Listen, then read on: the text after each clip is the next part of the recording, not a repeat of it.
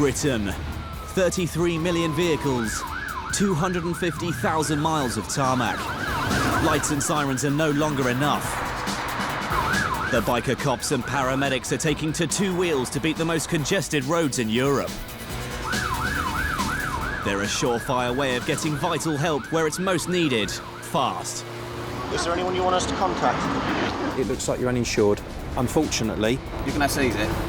The bike squads of Essex Police and West Midlands Ambulance Service race to protect the public and save lives. Coming up on Emergency Bikers, the Essex bike cops take on lawbreakers. You're also under arrest for taking without consent of a motor vehicle. A man's been assaulted in Birmingham. You're going all rigid and you're pushing against us. And we meet a very different type of emergency biker. The quad bike's very important for doing these kind of checks because it's quite a long way across some rough terrain. It's 10 a.m. in Birmingham city centre. The rush hour's over, but the roads are still busy. A 999 call is coming in. Paramedic Steve Harris is responding. A car has hit a building, obviously left the road and gone into the side of a house or a building of some sort. I've no other details than that at the moment, so we're going to have a look.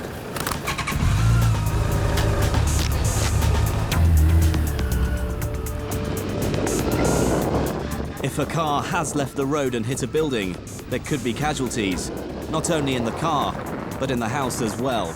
Steve hits the gas. On his Yamaha FJR 1300, Steve can cut through the traffic faster than a traditional ambulance. The bikes carry all the same equipment as an ambulance and are fitted with our cameras, so we arrive at the scene of an incident the second they do.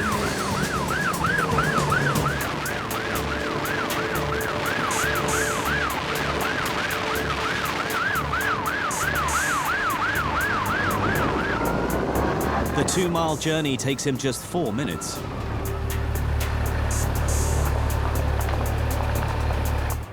When Steve arrives, it appears the 999 call was wrong. No buildings have been hit, but a car has left the road at speed and hit a tree. Police, fire, and an ambulance crew are already on scene, but Steve, as the only paramedic, takes charge. Alone in the car, awake as he is. Gentleman here, as you can see, he's left the road. Yeah. He's been out the vehicle once, back in. Yeah. There is something else going on. He's going to tell me something about the alcohol. Right, okay. But he says he's quite happy. The driver's awake and complaining of pain down the centre of his neck. Classic symptoms of spine damage. An ambulance technician is holding his head still. If he's broken one of his vertebrae, any movement could result in permanent paralysis. As the fire crews prepare to take the roof off the car, there's a problem. He doesn't want the roof to come off his car, so we certainly don't want to go to hospital either. So if we get the board here, he's willing for that, but he's not willing to have the car cut. Well, if the gentleman won't let us treat him the way we would like to treat him, and to ensure the safety of his C-spine, then that's his responsibility. I'm not going to take responsibility. No, that's what it is. So we're going to, it's a persuading job now, I think. Okay. All right. I mean, it's obviously been explained to you. You know, what you're complaining of this pain, and we need to be aware of that and to treat you accordingly. But you obviously have the right to say no. And is that what you're saying? Gentleman in the vehicle has already been out of the vehicle, got back into it. He's complaining of central neck pain, but he's refusing to have the roof cut off. So at the moment, we just have a situation where we've got to try and persuade him to have the roof off, or he has to take responsibility for his own actions. What we would like to do is, because he's got central neck pain, we'd like to collar and board him and assess him properly. So at the moment, it's a bit of a standoff situation. The senior fire officer wants to know if his team are needed or if they can be redeployed to other emergencies. We want to treat him properly, he's saying no. So at the moment, I'm just going to have a word with our officer If he's refusing to allow us to do what we want to do, then it's his responsibility, and we'll just let him get out the car himself. And what we would like to do. Okay, then. That's. If you can, as soon as you know, if you can let us know. I will. As soon as it's behind us, it's finished. I'll just have a look. If he wants to get out himself, he's already been out once. At last, the driver gives a response, but it's not the one they were expecting. Okay. Steve has no choice but to bring in the third emergency service. Okay. Gentleman's becoming a bit aggressive. Gentleman's threatening now to be violent towards one of the crew. So she's now withdrawn. He's refusing to accept our treatment as we want to give it him, so it's his responsibility. With the driver's behaviour becoming increasingly erratic, police step in and breathalyse him. Even though it's barely 11 a.m, the driver's more than double the legal drink-drive limit. He climbs out of the car of his own free will and is immediately arrested and taken into custody. Sometimes very difficult to assess patients like this. We now know that he's been drinking. At the time, we were unsure. To treat this gentleman properly with the pain that he was describing, we should have collared him, had the roof taken off by the fire brigade and brought him out on a longboard to take to hospital to get assessed. But he was having none of that. He just did not want to know.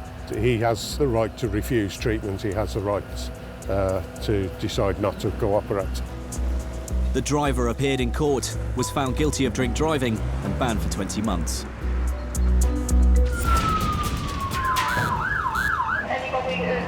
At Birmingham Biker Paramedic HQ, an urgent 999 call is coming in. I got chest pain, so I can lull him into one. Mark Hayes is responding.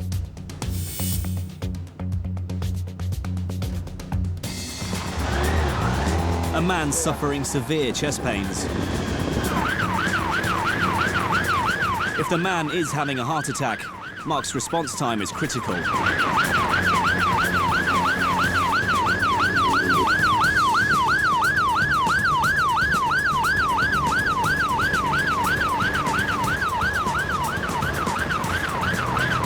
Mark arrives to find the patient in a van on the forecourt of a car dealership.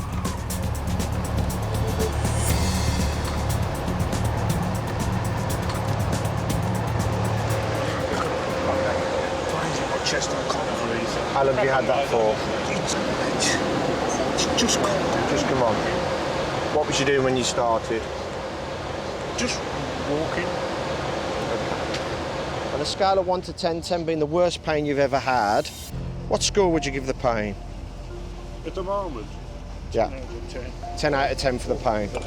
Is that more so when you take a deep breath? Yeah. Okay. An ambulance crew arrived to assist Mark. Whilst walking, had sudden onset of central chest pain with numbness in his right arm. Deep breath in for me. Is the pain more the right side? Yes. With so many organs inside the chest, it's difficult for Mark to pinpoint the root of the man's pain. Do you want to draw up some morphine, ready? Yeah, sure. Yeah? All right. Mark's first job is to try and make the man more comfortable. We'll get a needle in and we can give you something for the pain, all right? Pain getting worse, is it? Just hold an arm out for me so I can pop a needle in. Right, I need you to keep nice and still for me now, please, Edwin, all right? Have that pain relief for you now. It's morphine, sometimes make you feel a bit strange, a bit distant. Okay, here we go with the morphine, all right.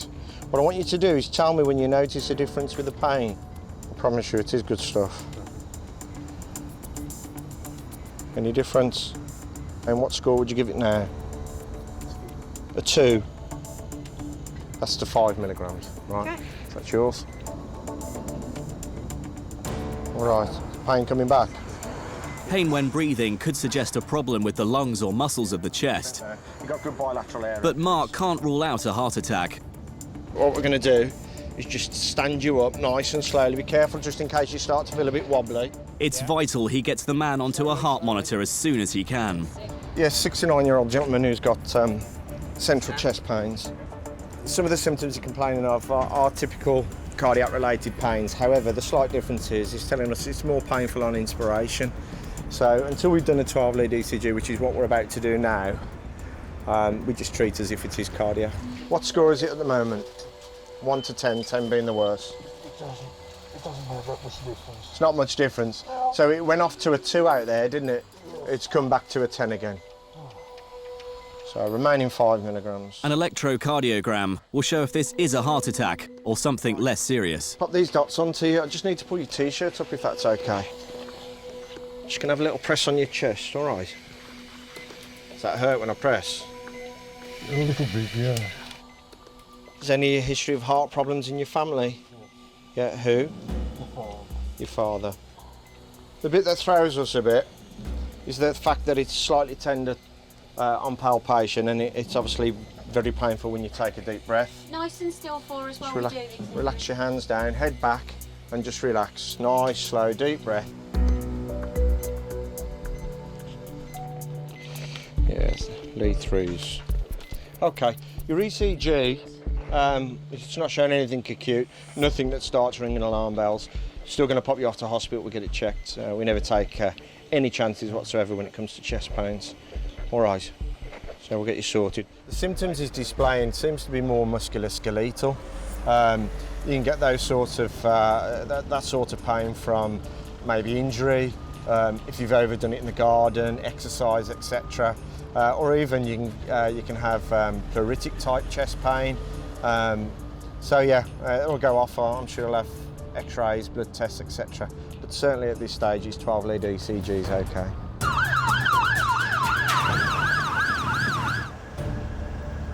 Early morning at Essex Biker Cop HQ. And after a short absence, the only female biker cop in Essex, PC Lucy Watson, is back on duty. Haven't been on it really for 3 months because I had some issues with some of my kit, and it's taken a while to get it replaced. So it's really a bit like starting all over again. Lucy gives her bike a thorough check-over before heading out, a job she's very familiar with. Oh, I've ridden bikes in the past. I used to ride bikes exclusively. I never had a car, but in recent years I suppose I've got a bit old and a bit lazy, and the car's always been easier. Final checks are completed, including the all-important brake light. Emergency bikers are just as vulnerable as other bikers on the road. They must make sure before every ride that all lights and indicators are working.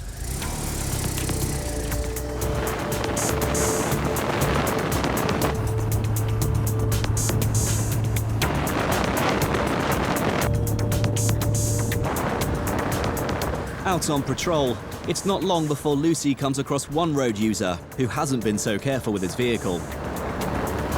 The car in front seems to have a defective brake light.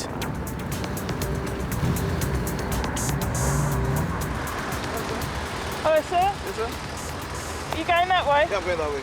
Can you find somewhere safe to pull in? I just need to have a chat with you. Okay, then. Thank you. While she's pulling the car over, Lucy does a quick check on the registration. The brake light may not be the only problem. Is it your car? My wife's car. Your wife's car, okay. The reason I've stopped you is you've only got one brake light working. Is it? Yes. I've just changed it. Right, it's this one that's not working. Which one did you change? I changed everything. It keeps going up. If I bang it... It keeps going? If I bang it like that, it keeps going up. Right, I keep changing that's the not really good enough, is it? Oh. Okay, I'm just going to warn you about that today. I've just done a check on the vehicle. Yes. It's only shown as a female insured. Yeah, that's my wife. How are you insured to drive it? I'm not insured to drive it. You're not? I'm not insured to drive it. Okay, I'm going to be... only went to pick up the kids. I'm going to be reporting you for driving without insurance then. Do you have a driving licence? I've applied for my provisional. I initially had one before, but then I got... You've applied for your provisional? Provisional now. Because I had one, I had a full license before.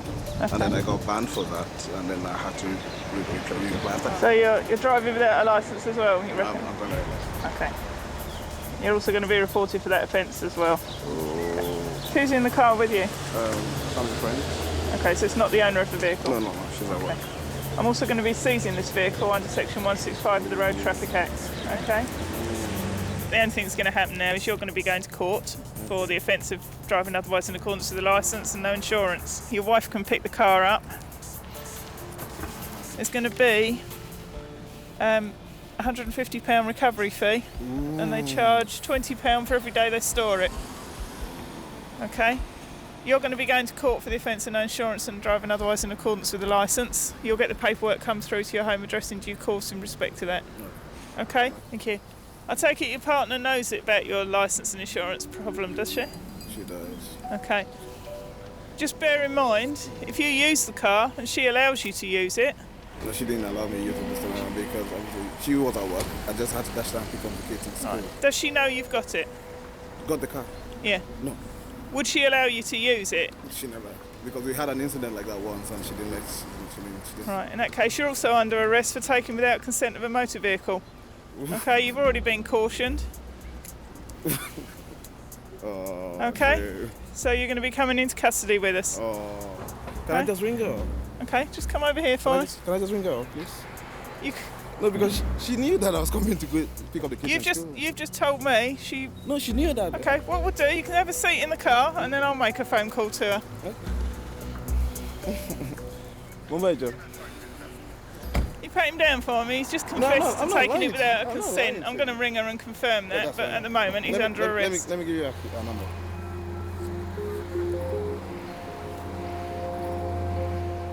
While Lucy calls the man's wife, her colleague Paul searches him. She's not answering the phone, so the only way we can deal with this is to come down to the police station. All right? With the prospect of a trip to the cells, the man's obviously anxious to get hold of his wife. And this time, she answers. Hello there. It's PC Watson from the Langdon Road Policing Unit here. Where is your car at the moment? With your partner? Okay. Do you allow him to use it? You do? Okay. Do you realise that you commit an offence of permitting him to use a vehicle with no insurance and no licence? You're insured, but he's not. Basically, he's been arrested because he told me that you didn't allow him to use it. What is the truth about this vehicle? Do you allow him to use it or do you not? You did allow him to use it. Okay, do you know you commit the offences that he's committing by allowing him to use it? Right, with the greatest respect, that's rubbish. You know he hasn't got a licence. Okay, and you take out the policy, it's for you only. Okay, the vehicle's being seized for no insurance and no licence at the moment. Okay? Thank you, bye-bye. Right, out you get. Right, your partner's saying she's allowed you to use it. Okay, so I'll be coming round to see her in due course. So you're no longer under arrest. Okay? That's how serious it is. Yeah. You don't drive. I don't. Get yourself legal and then you drive. Okay? We're still taking the car off you. You've got the paperwork in relation to that. And the summons will come through to attend court. Okay. All right? Have you got everything you want? For now, yeah. Right, in that case, you're free to go. Okay, thank you. Starts off with a faulty brake light and ends up arresting the chap. But he needs to be got off the road. He knows he's got no licence and he knows he's got no insurance. He was quite quick to tell me that. There's no excuse, is there? The man will have to appear in court to explain his actions and could face a maximum £5,000 fine and 8 points for driving without insurance, and a further £1,000 fine and 6 points for driving without a licence.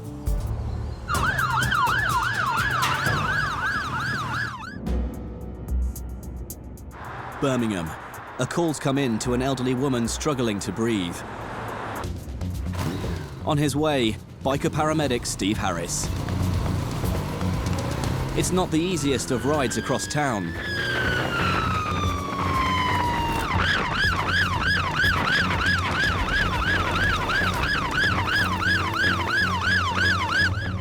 In 3 minutes, he arrives, first on scene.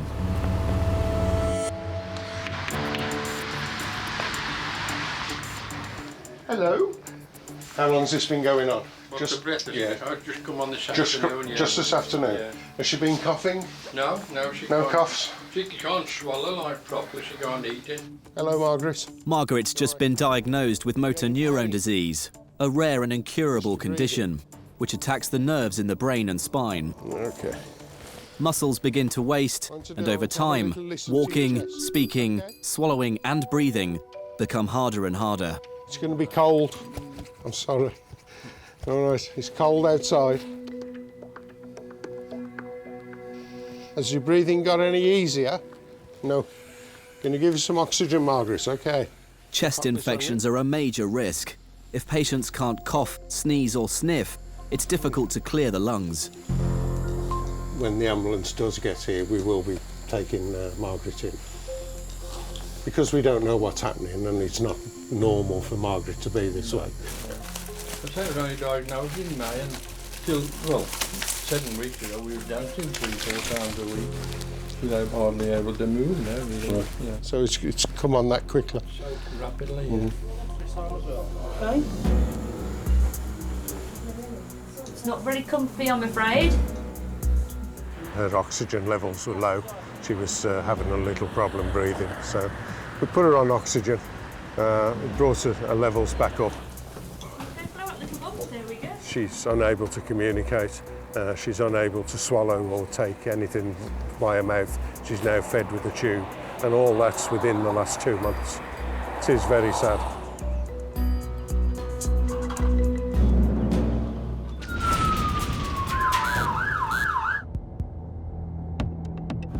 In Birmingham, a 999's coming in to Mark Hayes.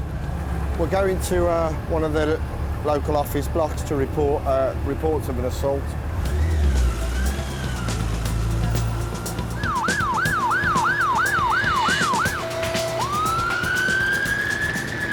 He's quickly on his way, arriving in just over 2 minutes, first on scene.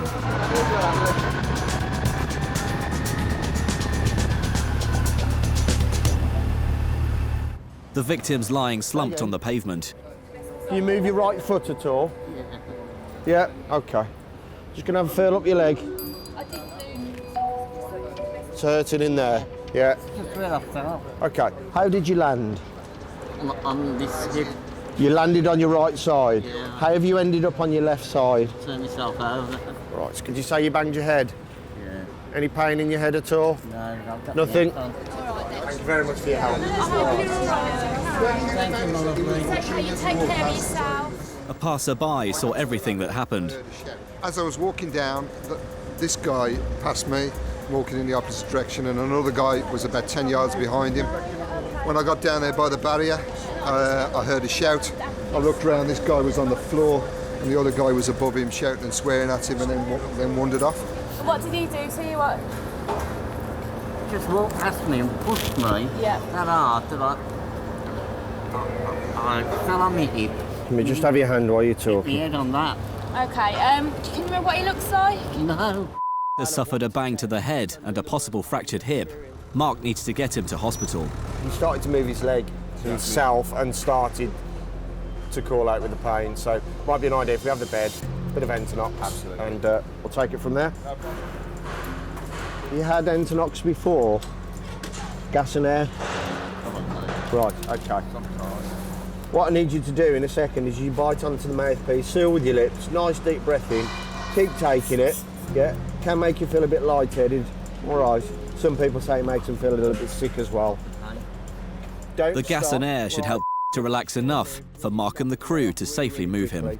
1, 2, 3, deep breaths. Deep breaths, keep going. Good man, That's well it, done. That's it. That's it. Well done. Okay, you all right with the leg there, yeah? Okay, just relax, we're going to lift you up. Just relax. You're really tense, mate. You're going all rigid and you're pushing against us. So on 3 then. 1, 2, 3, and lift. There we go. Pop your leg down straight. Leg down straight. We need to just have a look. Right, okay. Just relax, deep breaths. Where I'm touching? There. Okay, just relax. Because you're all tense, the muscles tighten around the injured site and it's a lot worse. We're gonna need, you keep taking that and just, listen mate, it's really, really important that you relax because you're pushing at the moment. All right, you're not using this. Right. Can't breathe through it. Right, you can. Trust me, yeah. You need to bite with your teeth, seal with your lips. Nice, slow, deep breath, in and out. In and out. Nice, slow, deep breaths and let your body go all in. It was hard to assess because he was just tensing up. And if you can imagine you've got any sort of injury, whether it's bony or muscular, you start to tense. If it's bony injury, the muscle becomes tight around the injured site. It's going to cause you more pain. So the biggest battle there was trying to get him to relax. So we will be going to hospital to have an X-ray. And unfortunately, there's not a lot to the gentleman. Not padded and muscular like myself. He's quite frail, if you like.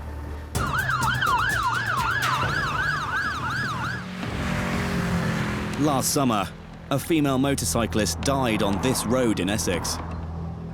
She was with her partner on a Sunday morning ride. When something went wrong, she lost control and left the road. With any fatal incident, police must provide a full report, hoping to detail what happened in the final moments. The female biker's partner was ahead of her and saw nothing. There is one eyewitness account from a car driver who was behind her. The collision investigation unit now have to try to fill in the blanks. And for this, they've called in veteran police biker Martin Akers. Nearly 250 bikers are killed or seriously injured on Essex roads every year. This is a job Martin has to do often. Martin's only told what he needs to know and asked to ride the fateful route. We have identified two relevant points that we've marked at the scene. The first is a position on the approach to this particular road bridge that the motorcyclist involved was seen to be at on the approach to the incident. The second mark, identified by a yellow tripod, is the point at which that motorcyclist first struck the curb. When Martin rides through the incident, it gives him reference points of the positioning of that motorcyclist through the incident and gives him the means to try and recreate as safely as possible the movements of that motorcycle. It can be dangerous. We have other motorcycles here to reduce the risk by closing the road. We can hold the traffic down there, so that because I think the roadworks, from what I can see, are so this lane is free, which is ideal for us because that's what we want. It's absolutely imperative that we find the exact cause of a collision. At the end of the day, this is someone's life we're talking about. We need to investigate it 100% and get it exactly right. The police know that the rider overtook a car shortly before the corner and that she was seen at the marked points in the road. Martin's ride should shed some more light. The overtake is back here, isn't it? And the driver of the car says that she was well onto this side of the road doing the overtake. This is just another pointer for him to put into his overall file, which he puts through to the coroner.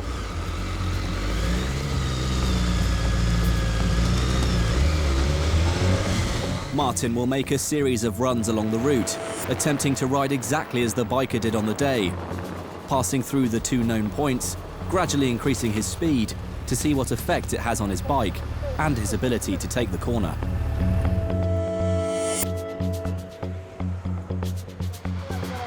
Right, I'm coming through now, Tom. Martin's first run is at 60 miles an hour.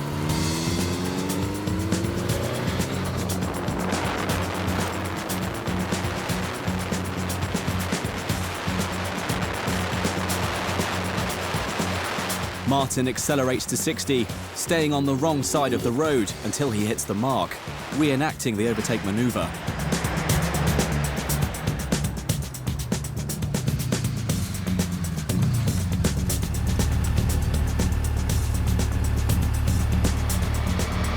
That's going to 60.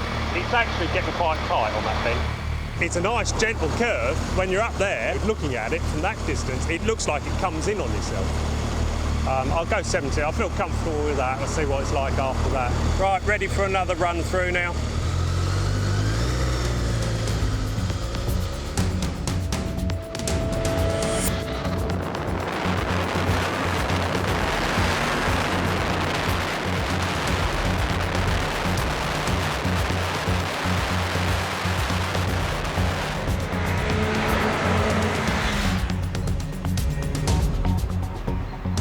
70, Martin still feels comfortable with the corner. For his third and final pass, Martin accelerates to 90 miles an hour.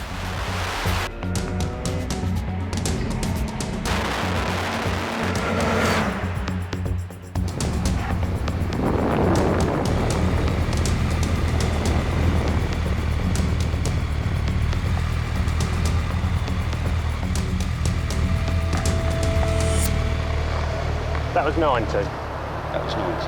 And I wouldn't want to go faster than that. That was committed. I think that I felt comfortable at that speed because I got used to the bend. Had I come down there for the first time, I wouldn't have been probably comfortable like that. How would you feel about doing an overtake? The thing is, you've got to come round that left-hand bend to start off with, on your own side of the road, because you can't see round the bend. It's not an open bend. And then to go out and do an overtake, it's going to be one of those overtakes whereby there's no hesitation. You're going to have to anticipate it before exiting that bend. And you would have to be committed to do it. It's on, right, I'm gone. You can't think, is it or isn't it, because it'll be too late. So we're safe in saying that the overtake is the major contributory factor on the approach. Yeah, yeah, I would most definitely say so. Yeah. Very useful. Yeah. Take down that. The Collision Investigation Unit prepared their report for the coroner, who recorded a verdict of accidental death. Very, very sad. Not just the fact that someone has lost their life, but what it leaves behind as well. Whether he or she had a partner, husband, wife, children. It's not just one person losing their life, it's a whole family. Not nice. A few months later, the biker's partner is coming to terms with what happened. She'd been a motorcyclist about 2 years. She'd done about 20,000 miles in those 2 years, so she was pretty enthusiastic. We were planning to go to South America. And I said to her, you know, this could be dangerous. And she said, well, if I die in a ditch in Argentina, then I'll have died doing what I love doing. So I guess that's as true of a ditch in Thaden Boys as it was of a ditch in Argentina.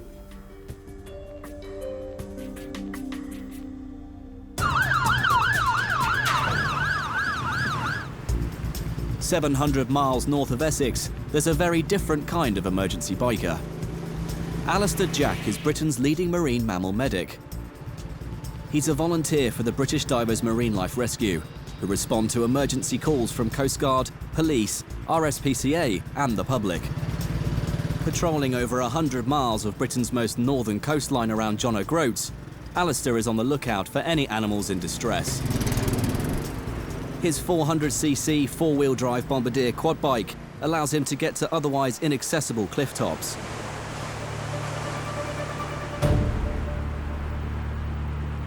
This is a busy time of year, grey seal pupping season, and already many pups have been rescued. Okay, so that's the spot where we found Mo, a young seal pup, grey seal pup that's at Seal Hospital at the moment. He was found on a beach and it's suspected that his mother was dead. There was a dead female seal found very close to him. Along with Mo, the hospital is also caring for Curly, a male pup found 2 months ago, extremely malnourished and with multiple wounds. And Al, found 3 months ago with injuries to his flippers and tail, but now almost ready for release. Alistair's quad allows him to patrol the remotest of beaches, where seals, dolphins and whales have been found stranded. The quad bike's very important for doing these kind of checks because it's quite a long way across some rough terrain and it's very difficult in any other type of vehicle, so the quad bike makes our job so much more easy. Without a quad, the job could be very, very difficult. It would take a much longer time to get to places, so there's more risk the animal would die before we actually manage to get there and get it back to safety. Although his bike has 2 extra wheels, his time on patrol fulfills a lost love. Motorbikes have been in my life for many, many years. Since I was really 13 or 14, I had an off-road bike, and then when I was 16, I had a moped. My last one, I bought a new GSXR 600. But then my wife fell pregnant and the bike had to go. So this is as far as I can go now, I'm afraid. The 25,000 people who live in Caithness are dwarfed by an estimated 125,000 seals who visit these coasts to raise their pups. A few days ago we were called to a seal rescue.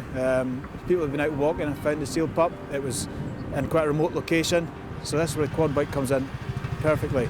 It's easy to get there. We can get there without doing much disturbance to the land and pick the animal up and take it back safely. So when we actually rescue a seal, it's it's real satisfaction. And then when we get it into the hospital, and then we know that in a few months' time it's been released, it's been successfully put back in the wild, it's a really, really good feeling. Pups will spend up to 3 months in hospital to rebuild their strength before their eventual release. But Mother Nature can be a cruel mistress, and not all are as lucky as this one.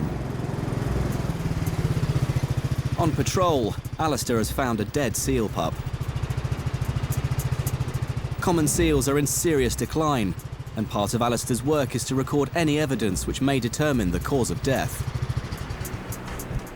Teeming with dangerous bacteria and classed as hazardous waste, Alistair must take full precautions when handling the seal carcass.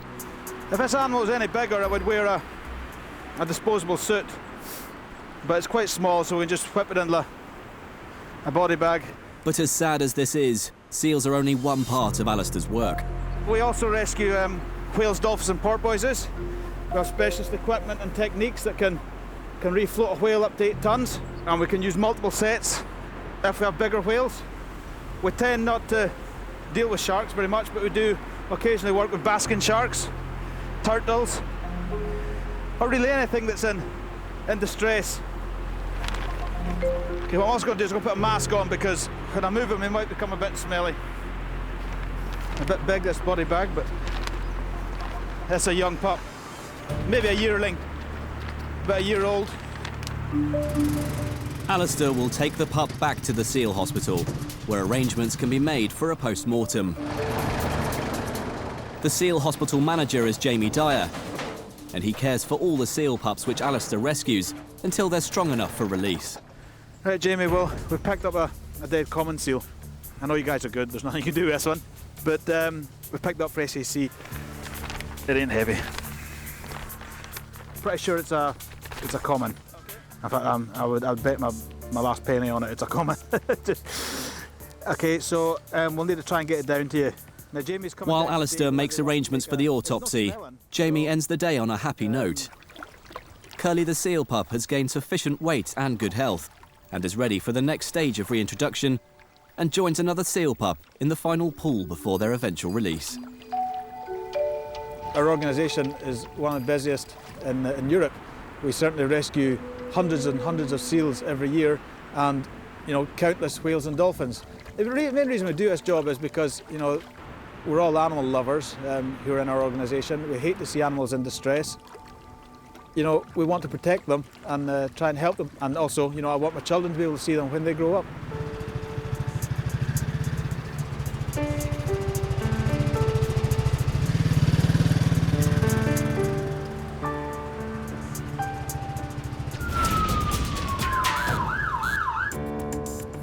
It's early morning in Birmingham, and a call's come in for biker paramedic Steve. A man's collapsed in the street. It takes Steve just under 4 minutes to reach the scene.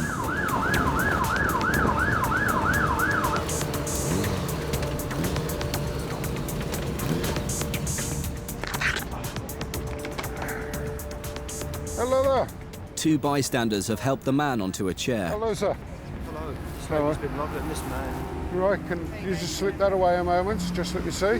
The man hit his head when he fell, but is able to fill Steve in on his medical history. I'm on warfarin at the moment. Okay. I had a heart procedure on the 10th of September, where they reset the balance of the heart. There was a blockage in my bundles, and also had an irregular heartbeat as well. All right then. Right. I go back to the hospital tomorrow. Warfarin is an anticoagulant. It reduces the ability of the blood to clot. It's prescribed to prevent strokes and thrombosis. But a side effect is that bleeding doesn't stop as quickly as it would normally.